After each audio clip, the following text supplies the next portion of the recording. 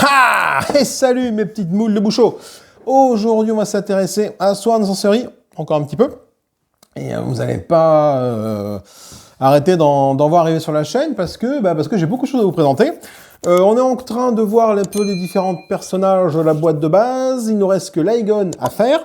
Mais avant de partir sur l'Aegon, je voulais vous présenter deux packs d'accessoires que j'ai reçus, que j'ai commandés et que j'ai reçus, qui rajoutent du contenu à Swan Sensory. Et donc c'est pas un pack d'accessoires d'objets, c'est les familiers loyaux et les familiers chaotiques. Voilà, donc c'est des petites bestioles, hein. Donc dans les familiers loyaux, nous avons, je vais présenter ça, je sais plus trop quand, cette boîte-là, j'ai déjà montré, un hibou, un phacochère, une fée, un chien, un lézard. Voilà, et ici dans les chaotiques, peut-être à l'envers, nous avons un dragon, un démon, une chauve-souris, un chat et un corbeau. Voilà, donc quand même plus badass côté chaotique, hein. On verra ce que nous apportent ces différents compagnons, on verra comment est-ce qu'on les récupère dans cette vidéo. Hein, vous voyez que les boîtes sont encore sous cello, donc je ne les ai pas encore ouvertes, et du coup je ne sais pas encore comment ça fonctionne. Mais a priori, je pense que ça devrait aller assez facilement. Allez, je vous retrouve en vue de la table bleue pour vous présenter ces deux petites boîtes et leur contenu. A tout de suite. Wouhou! Hey! Alors, oui, on va commencer par les loyaux. Allez, les loyaux, on va ouvrir ça tout de suite devant la France entière qui nous regarde. Je sais qu'elle nous regarde. Tiens, j'ai fait une transpercer le doigt. Alors, qu'est-ce qu'on a d'intéressant là-dedans? Et comme ça, je pourrais directement mettre ça dans mes futures parties de Swan Sensory. Alors, déjà, ça s'ouvre pas. Ça s'ouvre comme ça. Si, nous avons déjà des figurines. Alors, ça aussi, Jean-Michel je scotch, là. Ah, putain.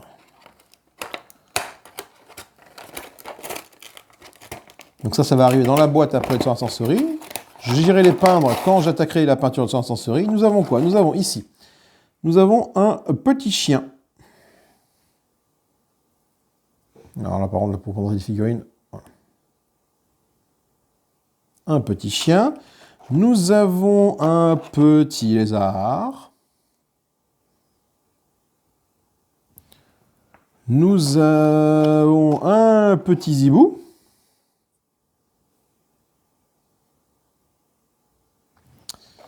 Un petit phacochère. C'est Pumba et Simon et Pumba. Un petit phacochère. Si la mise au point veut bien se faire, sinon va te faire foutre la mise au point. Voilà. Les feuilles sont plutôt bien faites. Ah, une petite fée. Petite fée, est-ce qu'elle a l'air fragile ou pas la petite fée? Non, ça a l'air de... Non, ah oui, attention, ce petit morceau-là. Là, ça a l'air assez fragile. Le reste, ça a l'air de tenir à peu près la route. Donc, ils sont sur des socles en forme de lune, de quartier de lune, ce qui nous évite de les confondre. Bon, après, dans la boîte, tout ce qu'il y a. Il y a ça et il y a des cartes. En fait, du coup, ce sont des cartes trésors. Ce sont des cartes trésors et nous avons ici les règles de ces familiers. Voilà.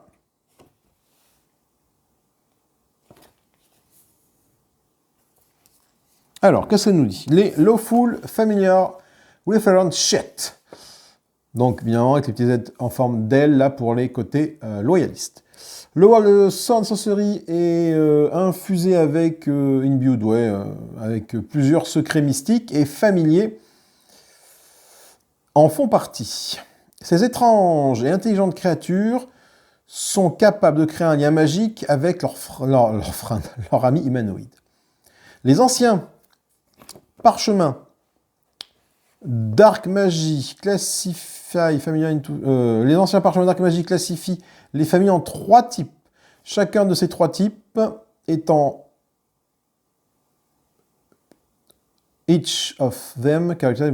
chacun d'eux caractérisé par un profond lien avec son protecteur. Soit on est domestique, le chien wild sauvage, donc on a le sanglier, le lézard et le hibou, et légendaire, la fée. Chaque famille peut être d'une aide précieuse sur champ de bataille, ou rajouter une habileté particulière à son propriétaire, mais ce lien profond a un côté négatif. Quand ta famille meurt, son possesseur subit aussi un terrible choc mental. Which employ skill for a time. C'est qui désactive ses compétences, ce qui désactive ses compétences pendant un certain temps. On va mettre toutes les compétences de héros non utilisées en cooldown, comme indiqué sur chaque carte de familier. Donc chaque carte de familier, il va se passer quelque chose de pas rigolo. Alors, qu'est-ce qu'on me dit? En termes de jeu, cette extension contient... tous les contenus de cette extension sont référencés par ce petit symbole-ci et sont divisés en plusieurs choses. On a des cartes de trésors qui peuvent être mélangées avec le deck de trésors, bien évidemment. Donc ça va déterminer comment est-ce qu'on gagne un trésor, hein, tout simplement en tirant la carte trésor associée. Which tips can be chosen and what activity... Ok, donc sur la carte trésor, il est indiqué. On va regarder les cartes trésor tout de suite. Si j'y arrive, hop là. Quel familier peut être invoqué? Pour ça, il faut que j'arrive à ouvrir la carte trésor sans me fracasser la bite. Oui, parce que j'ouvre avec ma bite. Et mon couteau, en fait. Qu'est-ce qu'il est drôle. Mon Dieu. Donc, on a les fameuses cartes trésors qui sont ici. Donc, qui sont il y a 4 types de cartes trésors. Le New Friend Consumable, donc un consommable, qui permet de tirer un Domestic Familiar si available, un Random Domestic Familiar. Ici, donc là on le choisit au hasard. Là, c'est Special Friend, on va choisir un domestique familier de mon choix ou tirer un familier sauvage si possible.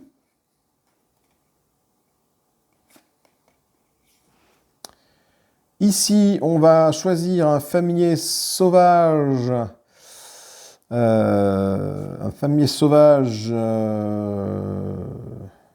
ou domestique de son choix, ou tirer un familier légendaire si possible,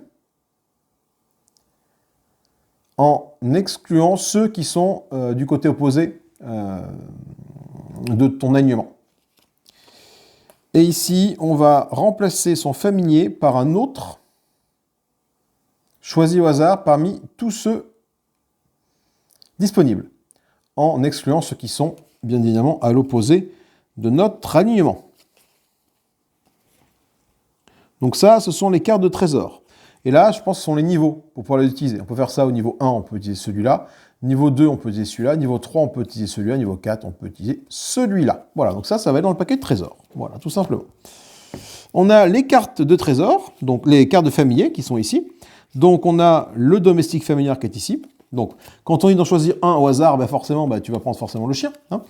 Mais parmi les wild, tu en as... Du coup, ici, tu en as 3, hein, qui sont la chouette, le lézard et le cochon. Et parmi les légendaires, tu as la fée. Alors, qu'est-ce qu'on dit? On dit également les figurines qui sont là.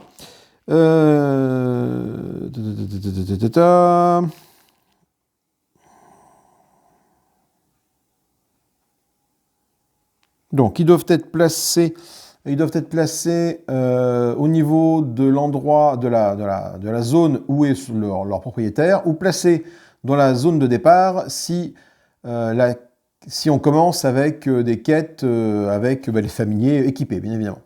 Un familier n'est pas un héros et ne compte pas. Il n'a pas de tour de héros. Hein. Il peut être uniquement activé par son propriétaire et c'est une action gratuite. Un familier peut avoir qu'un seul héros à la fois. Un héros peut avoir qu'un seul héros à la fois. Par contre, voilà, il y a ça aussi. Alors, quand on tire une carte de trésor,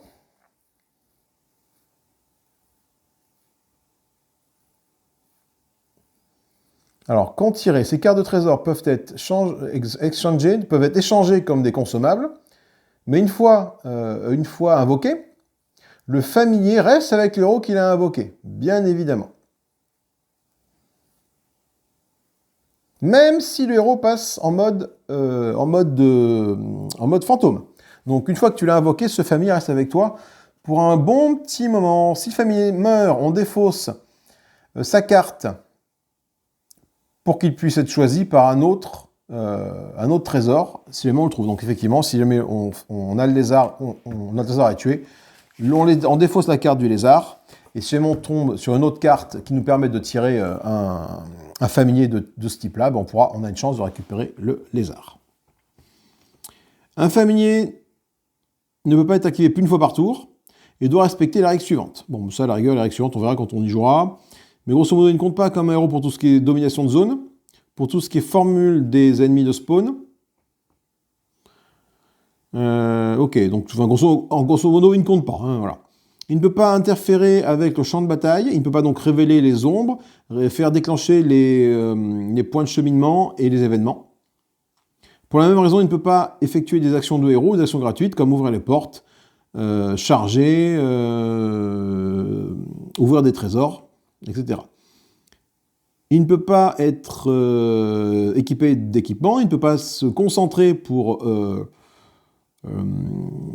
can't focus its attack using the owner. Il ne peut pas concentrer son attaque en utilisant l'action de propriétaire. Hein. Un familier, l'ennemi ne les considère jamais comme des victimes potentielles. Ils peuvent cependant être attaqués, blessés ou tués par des effets indirects, comme des effets de zone. Quand il est attaqué, un familier se défend en utilisant sa valeur de défense, en appliquant les règles de héros et en utilisant la sauvegarde de son héros si besoin.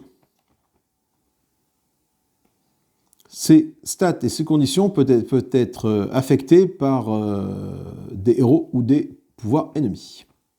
Il ne peut pas être soigné par des héros et il ne peut pas être désenchanté par son propriétaire. Enfin, désinvoqué, on va dire. Il ne peut pas être congédié par son propriétaire. Quand il a été activé, whenever it is not been activated,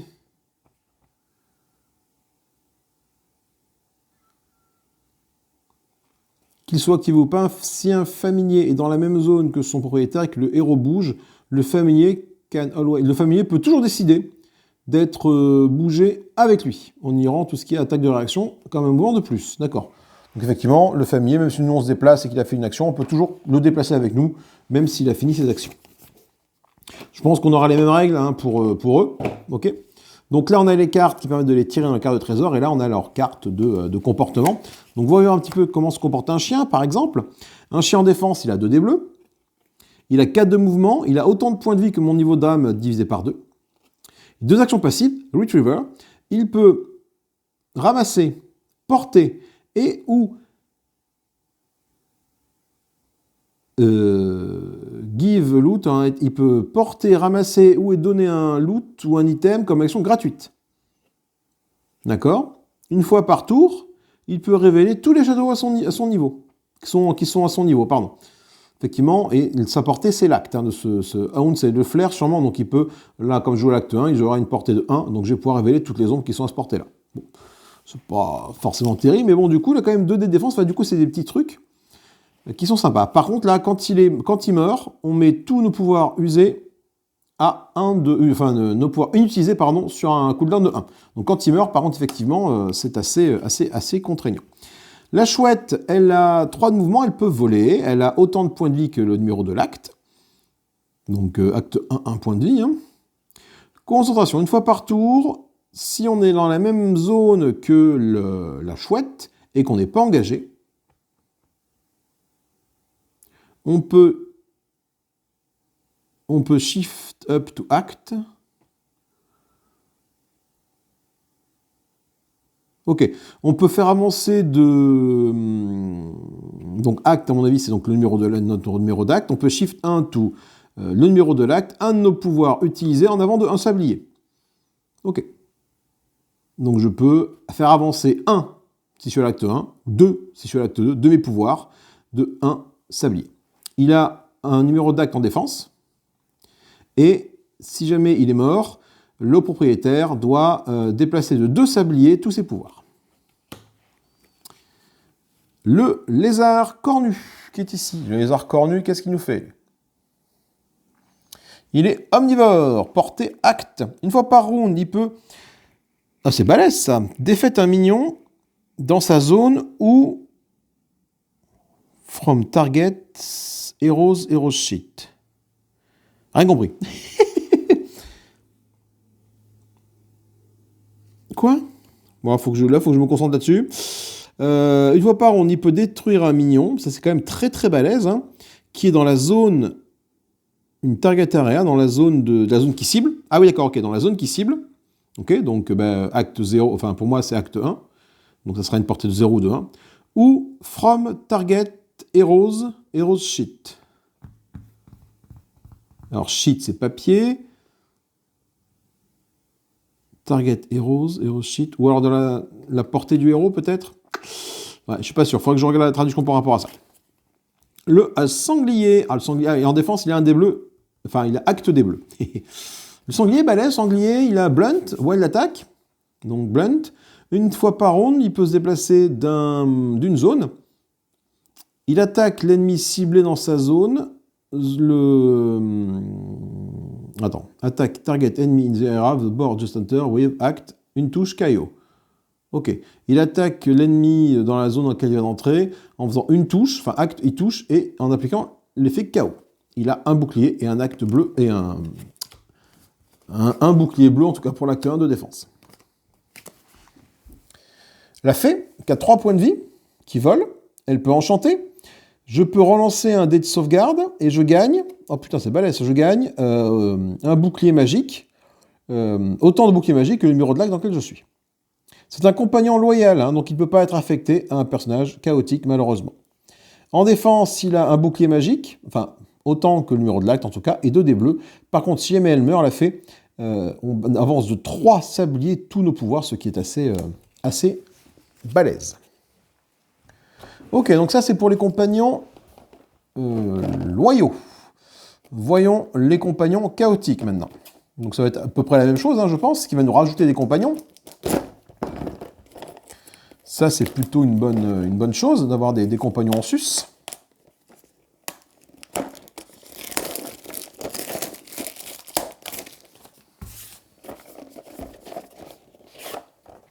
Donc je me retrouve avec la même règle qu'ici, qui est quand même mieux branlée, parce qu'elle est en un petit format. Donc là, on me dit qu'en domestique, j'ai le chat et le corbeau, en sauvage, j'ai la chauve-souris, et en légendaire, j'ai le drakling et le imp. Donc là, j'en ai plus des légendaires, j'ai moins de sauvages que dans la première extension. Et on me rappelle les mêmes règles, en fait, ici, hein, sauf que c'est écrit en plus petit. D'accord, bon. Ça va, donc là, il faudra que je les mette, bien évidemment, dans la boîte de jeu. On va regarder un peu les figurines que l'on a gagnées dans cette extension. Voilà. Alors, on a quoi? On a le chat.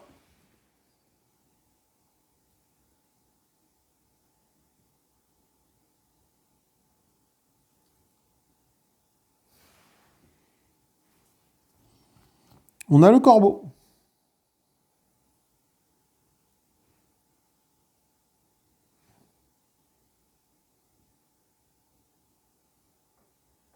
Sa petite branche. On a des trucs sympathiques là. On a la chauve-souris.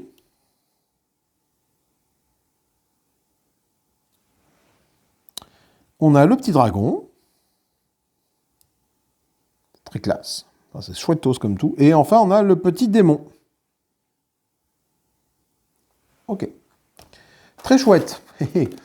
Très chouette, ces petits familiers. Ça va nous rajouter quelques actions possibles.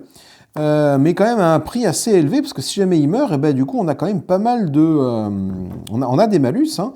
Et ce qui est assez intéressant, c'est que plus le monstre, enfin plus le familier est balèze et puissant, ben, plus le malus qu'on se prend est salé.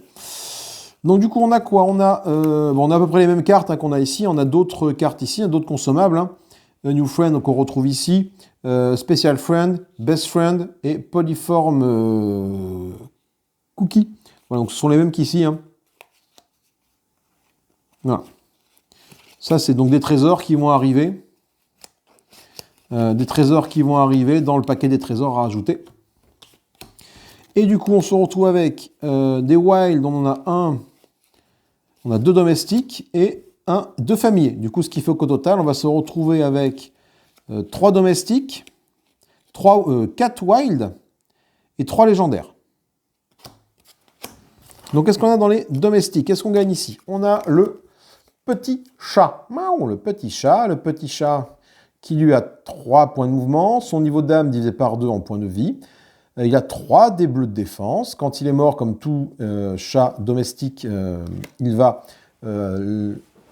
nous épuiser, enfin nous faire avancer sur le sablier 1 tous nos pouvoirs inutilisés. Et il a son pouvoir de distraction qui porte 1. Une fois par tour, la cible ennemie doit relancer autant de dés que le numéro d'acte, soit de défense, soit d'attaque. Donc ça c'est intéressant, ça fait des relances. Second familier, le Corbac, qui a 5 points de vie qui volent. Il a en défense un random divisé par 2 en termes de bouclier, donc autant dire qu'il aura 1 au début. Si jamais il meurt, pareil, ça booste de 1. Tu mets tes pouvoirs utilisés sur la cible 1, sur le sablier 1.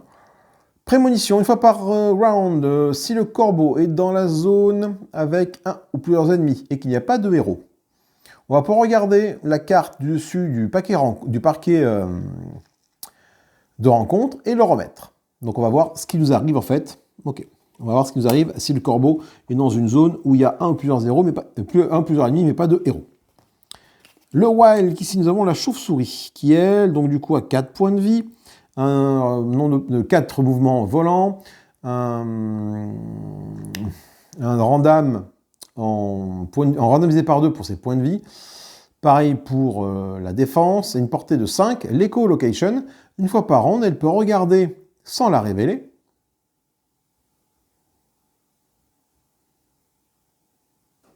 Ah oui, d'accord. C'est qu'on peut voir ce qu'il y a dessus, d'accord, mais en fait, on le remet face cachée. C'est qu'on, nous, on sait ce que c'est.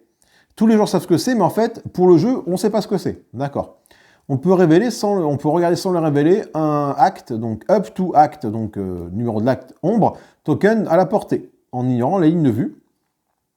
Et c'est une portée de 5. Et on remet le token après l'avoir regardé. D'accord. Donc ça nous permet de voir ce qui va nous arriver, mais ça ne le révèle pas pour autant. En termes de famille légendaire, là, il y a des trucs sympatoches. Hein. Donc, lui, il peut pas être attribué à un ennemi loyal, du côté bon. Le démon, il a 3 points, il vole, il a 3 points de mouvement, il a 1 point, le niveau d'âme du joueur par point de vie. Ah oui, non, le niveau d'âme, pardon, oui, depuis tout à l'heure je dis l'acte. Ah oui, non, ça dépend. Il y en a qui ont acte point de vie et d'autres c'est niveau d'âme. C'est pas pareil. Oui, c'est sous le ring, donc là c'est niveau d'âme. Donc plus ton héros est puissant, plus ta chauve-souris est puissante. Par contre, le corbeau, lui, son point de vie, c'est correspond aux actes. Ah oui, non. Je crois que j'ai dit des bêtises, là. Là, c'est niveau d'âme, acte. Ok. Il n'y a que lui qui a son point de vie dépend des actes, mais tous les autres dépendent des niveaux d'âme des personnages. Autant pour moi. Donc lui, il a un des bleus, enfin, acte des bleus en défense, 2 boucliers magiques. Il a le Life Drinker, le buveur de vie.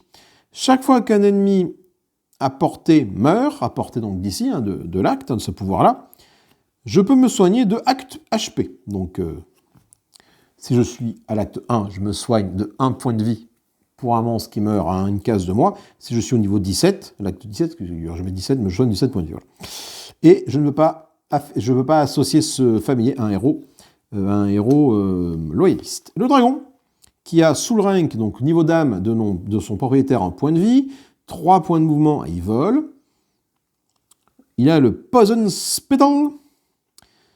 Oh putain, c'est très très puissant ça. Une fois par round, l'ennemi ciblé souffre de poison 1, 2, 3. Enfin, ça dépend de l'acte auquel on est. Il a également le Fire Breath. Une fois par quête, pardon. Une fois par quête. C'est pas une fois par round, c'est une fois par quête. Tous les ennemis dans la zone souffrent feu et le numéro de l'acte. En défense, il a un bouclier vert de magie, donc, enfin de protection. Il a autant d'armure que le numéro de l'acte et il a un des bleus de défense. Ok. Donc ça, c'est plutôt intéressant, tous ces petits ajouts, en espérant que ça alourdisse pas trop le gameplay. Après, bon, ils vont être noyés de toute façon dans la masse des trésors, tous ces trucs-là, donc on va pas forcément voir ce qu'il y a dedans. En fait, c'est pas sûr qu'on les tire. Par contre, bon, on a quand même 8 cartes qui arrivent dans le paquet trésor, donc on grossit le paquet trésor pour avoir des petits familiers. Donc ça peut rajouter, à nous ou pas de les utiliser, mais effectivement, on a ça comme trésor qui apparaissent au niveau des familiers pour pouvoir gérer des familiers. Allez, je vous retrouve juste au-dessus. Donc voilà, bonne extension que ces petits familiers. Les chaotiques familiars et les loyalistes familiers. Donc, est-ce que je vais faire de la boîte? J'en sais trop rien, parce que les boîtes prennent de la place. Est-ce que ça vaut le coup de garder les boîtes? Si je peux tout mettre dans la boîte du jeu, je pense que je le ferai. Pas garder forcément ces boîtes de personnages là qui vont me prendre de la place pour pas grand-chose. Donc, bon, on verra ce qu'on en fait. Écoutez, moi très content d'avoir acheté ces petites boîtes de familiers. Ça m'a pas coûté cher. Je pense que je les aurais pas pris si j'avais pas eu des bons de réduction en fait. Voilà, j'avais des points à claquer et des bons de réduction, ce qui fait que les deux boîtes ça m'a coûté 5 balles. Enfin voilà, donc du coup, les frais de port. Donc l'un dans l'autre, je suis allez vas-y, tente le coup. En plus c'est du contenu qui peut être ajouté à n'importe quel moment dans la partie. Et enfin même pour le chapitre 1, même pour les âmes immortelles, tu peux avoir ces familiers là. Donc ça peut être très intéressant. Je me suis dit finalement pour peu de sous d'avoir ces petits trucs en plus à gérer. Déjà, c'est un jeu où tu as quand même pas mal de choses à gérer. Rajouter ça, ça peut également te rajouter des trucs. Après, libre à toi ou pas de les prendre si tu veux faire des parties plus complexes ou pas, avec des effets plus sympas. Mais bon, comme je maîtrise à peu près le jeu, moi, je pense que ça va pas me gêner. Voilà.